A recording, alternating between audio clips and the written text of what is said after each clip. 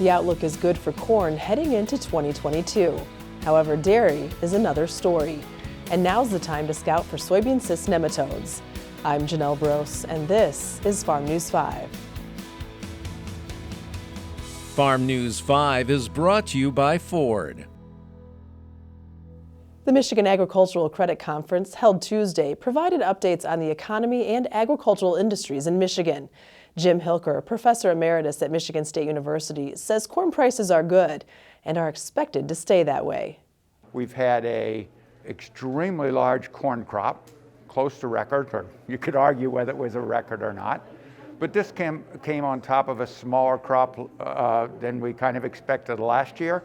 And it came on top of, the few years ago when we had the sort of poor crop when we had so much rain.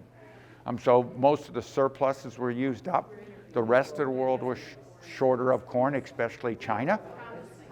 We've never exported much corn to China, and then they were basically our largest exporter last year.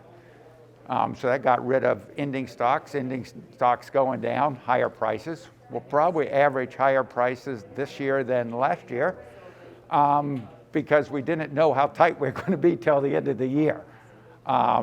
So this year we do know where we're at.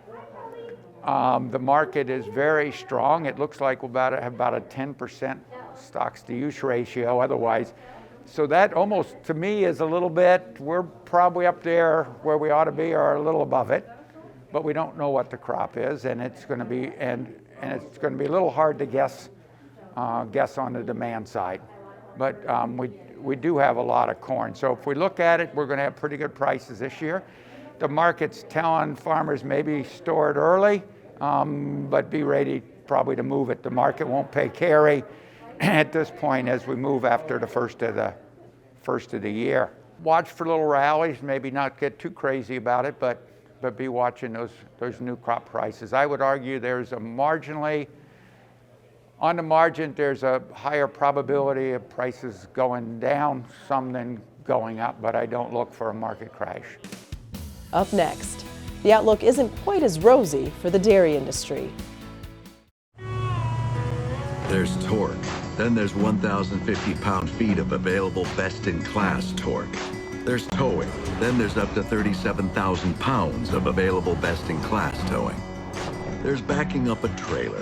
Then there's backing up with available class-exclusive Pro Trailer Backup Assist. In other words, there are trucks, and then there's the new Ford Super Duty, the most capable heavy-duty pickup truck ever built.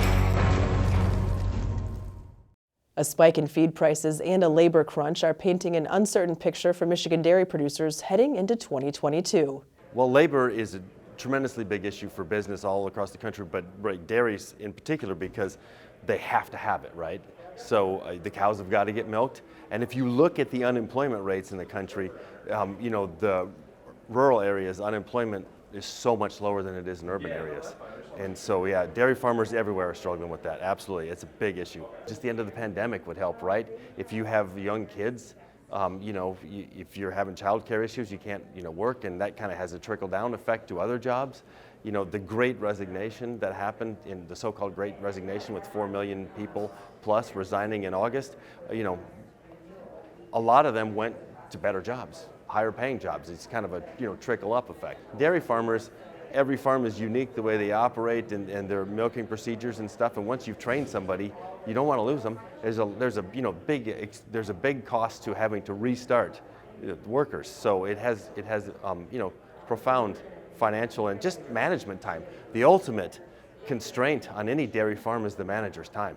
And if you're spending time dealing with human resource issues, then that means you're not dealing with risk management and financial management and other things of that nature, right? But Wolf, who also spoke at the Michigan Agricultural Credit Conference, says it's not all doom and gloom for the dairy industry. While the United States may be tapped out on dry milk export markets, there could soon be more opportunities for cheese exports. Right now, we're really export a lot of skim milk powder, some whole milk powder, some non-fat dry milk, dry whey, casein, all the kind of dry products. We're one of the major exporters, if not the biggest in the world in a lot of those products. But cheese was been driven more historically by domestic consumption. we're going to need to export more cheese. And a lot of these big cheese plants, like the one in St. John's, can compete on the international markets. But so that is really looking at those kind of middle or higher income countries, because they're more likely to be consuming cheese as opposed to skim milk powder and stuff. So, like there's room to grow in Japan. Japan actually doesn't eat that much dairy products per capita, but it's a huge country with lots of income, and there's lots of growth potential there. Japan, Southeast Asia, the Middle East actually are real potential growth areas, I think, for the United States. Coming up, fall in Michigan means pumpkin picking, cider, and SCN sampling. At Farm Bureau Insurance, the experience you get with our local trusted advisors is different. From financial security to a helping hand, Farm Bureau understands the experience matters. Find an agent who can protect what matters to you. Fall is an ideal time to sample for soybean cyst nematode in preparation for next year's growing season. Over time, SCN populations have overcome the resistance provided by popular genetics, making early monitoring and detection an essential part of nematode management to avoid drastic yield losses. The cost of laboratory analysis for soybean cyst nematode monitoring through Michigan State University Plant and Pest Diagnostics is entirely supported by the Michigan Soybean Committee. If you have questions about sampling for soybean cyst nematode or type testing, please contact MSU Plant and Pest Diagnostics. For more news and videos, visit MichiganFarmNews.com or the Michigan Farm Bureau channel on YouTube. With Farm News 5, I'm Janelle Brose. Have a great week of farming.